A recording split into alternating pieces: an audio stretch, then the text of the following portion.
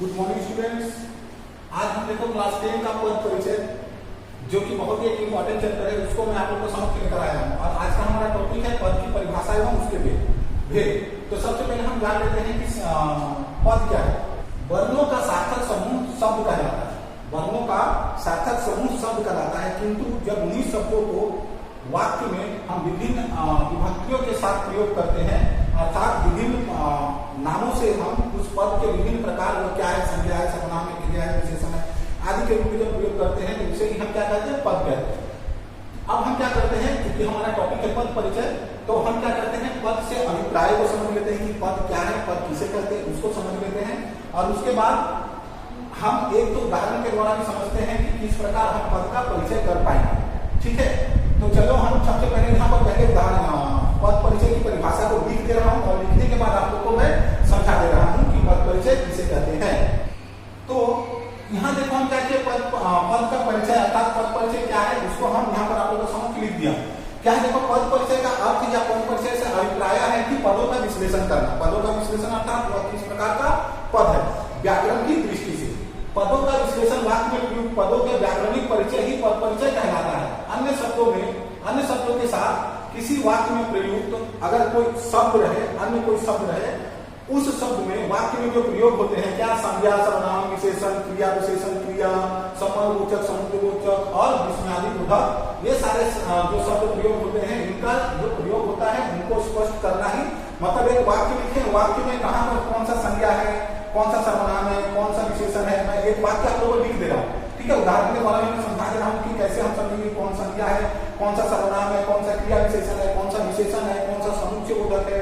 ये सारे जो हम अलग अलग करके दिखाते हैं वाक्य में जो शब्द या पद प्रयोग होते हैं उनको, उसे ही हम क्या करते हैं, पद परिचय कहते हैं। अब यहाँ पर देखो एक चीज को समझना अत्यंत आवश्यक है कि जब हम पद का परिचय करेंगे तो उन पदों का अथवा शब्दों का हम क्या करेंगे, अलग से भेद करेंगे, अलग से लिखेंगे उनको, और लिखकर कर्ता, क्रिया, कर्म, संज्ञा, सर्वनाम, विशेषण आदि का हम परिचय देंगे। तो हम एक उदाहरण को देख लेते हैं, उदाहरण के द्वारा ही हम समझ लेते हैं कि किस प्रकार हम समझेंगे कि वाक्य में जो प्रयोग हुए हैं, वाक्य में जो शब्द प्रयोग हुए हैं, कौन संज्ञा है, कौन सा सर्वनाम है, कौन विशेषण है, कौन क्रिया विशेषण है, कौन संबंधबोधक है, कौन सा समुच्चयबोधक है, कौन सा विस्मयादिबोधक है, कौन सा कर्ता है। इस प्रकार के जो व्याकरण के जितने भाग हैं वे सारे एक शब्द जब हम लिखेंगे, एक वाक्य लिखेंगे, वाक्य में जो शब्द होंगे, क्योंकि शब्द से मिलकर ही तो वाक्य बनता है, तो जो शब्द होंगे उन शब्दों का जो परिचय देंगे कि वह शब्द क्या है, संज्ञा है या सर्वनाम है या विशेषण है या क्रिया है, क्या है, जो हम परिचय देंगे वही हुआ हमारा पद परिचय। ठीक है, तो हम एक उदाहरण के द्वारा हम समझ लेते हैं। तो देखो उदाहरण क्या है, हम लिख देते हैं उदाहरण, गौरव हास्य की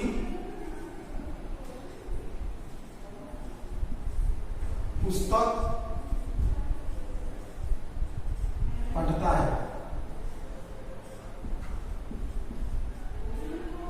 ठीक है, अब यहां हम क्या करेंगे, गौरव हास्य की पुस्तक, ये इसको हम क्या करेंगे, तो चूंकि ये गौरव एक शब्द है, हास्य एक शब्द है, की क्या है, कारक है, पुस्तक एक शब्द है, पढ़ता एक शब्द है, एक शब्द है, ये सारी चीजें, ये सारे शब्दों को मिलकर एक सेंटेंस या एक वाक्य बना है। क्या वाक्य बना है, गौरव हास्य की पुस्तक पढ़ता है।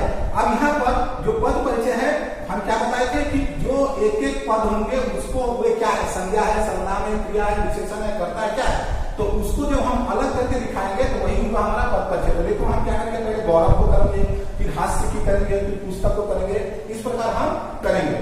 तो पहले हम गौरव को लिख लेते हैं। गौरव क्या है, व्यक्तिवाचक संज्ञा, क्योंकि यह व्यक्ति है, व्यक्तिवाचक संज्ञा। फिर क्या है, एक वचन है, क्योंकि गौरव एक है तो एक वचन। फिर क्या कर रहा है, वह पुस्तक पढ़ रहा है, अर्थात करता है, कर्ता कारक।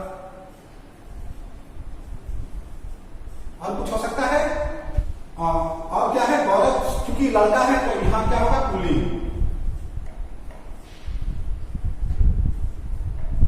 क्लियर, तो यह हुआ हमारा पद परिचय। उसी प्रकार हम हास्य की करते हैं, हास्य की भी हम देख लेते हैं कि हास्य की क्या होगा, हास्य क्या होगा, हास्य क्या है, भाव को बताता है ना, हंसना भाव है, तो ये होगा भाववाचक।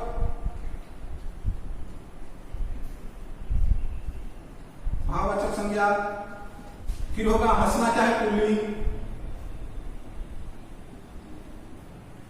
फिर क्या है, एकवचन। फिर क्या है, संबंध का।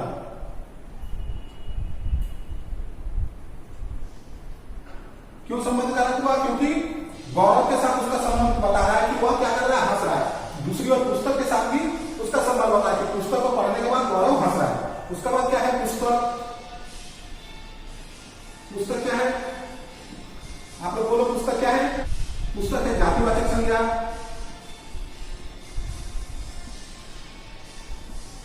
जातिवाचक संज्ञा, एकवचन। फिर क्या है, पुल्लिंग, स्त्रीलिंग, सॉरी पुस्तक स्त्रीलिंग होता है, स्त्रीलिंग। कर्म कारक, ठीक है।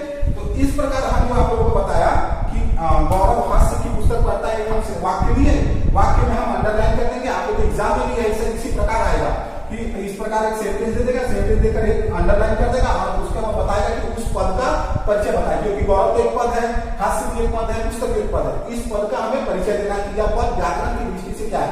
तो मैं यहाँ पर देखो गौरव, हास्य की और पुस्तक को तीनों को लिख दिया। क्या है, गौरव क्या है, व्यक्तिवाचक संज्ञा है, एक वचन है, कर्ता कारक है। क्यों कर्ता कारक है, क्योंकि वह पुस्तक को पढ़ रहा है। और पुल्लिंग, क्योंकि वह गौरव लड़का का नाम है तो वह पुल्लिंग है। उसी प्रकार हास्य की भाववाचक संज्ञा है, क्योंकि भाव को प्रकट कर रहा है, पुल्लिंग। हंसना क्या है, पुल्लिंग है। हास्य मतलब एक पुस्तक को पढ़कर देख रहा है अर्थात एक वचन है। और संबंध कारक है कि वह गौरव के साथ संबंध को बता रहा है। फिर पुस्तक क्या है, आप लोग सभी जानते हो, पुस्तक जातिवाचक संज्ञा के अंतर्गत आता है। और चूंकि एक यहाँ पर पुस्तक पढ़ता है यानी एक पुस्तक को पढ़ रहा है, ठीक है। अच्छा, यहाँ पर हम एक लिख देंगे तब और आसानी से आप लोग समझ जाओगे।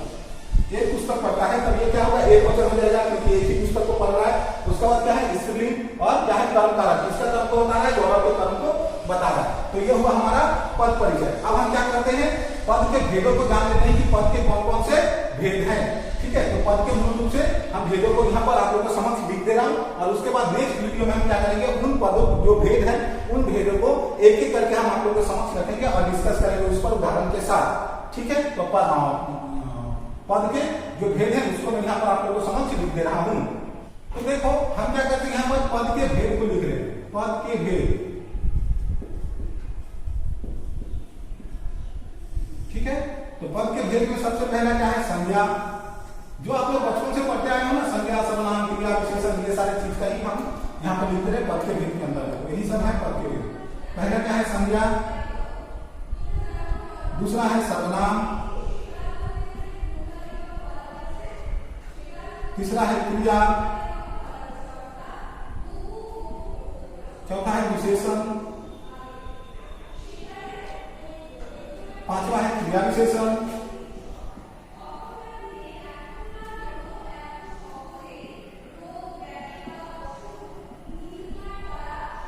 छठा है संबंध।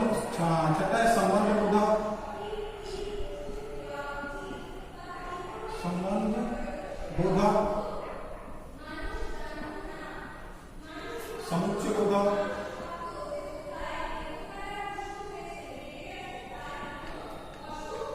विस्मयादि बोधक,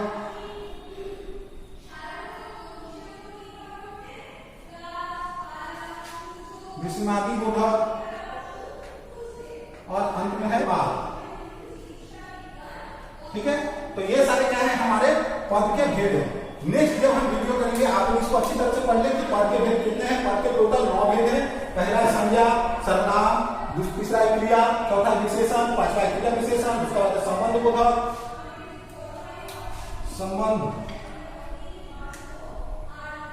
संबंध बोधक, उसका बाद समुच्चय बोधक, फिर विस्मयादि बोधक और अंत में है निपात। ये हमारे सब में पद के भेद। नेक्स्ट वीडियो में जब आप लोगों के समक्ष आऊंगा तो मैं इन 9 भेदों को 3 भागों में बांटकर आप लोगों के समक्ष में रखूंगा। पहला में रखूंगा संज्ञा, सर्वनाम और क्रिया को पहला भाग में। दूसरा भाग में रखूंगा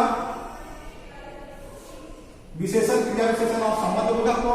और अंतिम में मैं रखूंगा आप लोग को समुच्चय बोधक, विस्मयादि बोधक और निपात को, ठीक है। तो टोटल हमारे कितने पद के भेद हैं, टोटल 9 पद के भेद। एक बार मैं फिर बता दे रहा हूं क्या है, संज्ञा, सर्वनाम, क्रिया विशेषण, क्रिया विशेषण, संबंधबोधक, समुच्चयबोधक, विस्मयादिबोधक और निपात। ये हमारे टोटल 9 भेद हैं। ठीक है, आशा करते हैं आप लोग को पद की परिभाषा, पद किस प्रकार हम समझेंगे, एक उदाहरण में देकर आप लोग को समझा दिया था, और पद की जो भेद है इसको मैं आप लोग को दिखा दिया।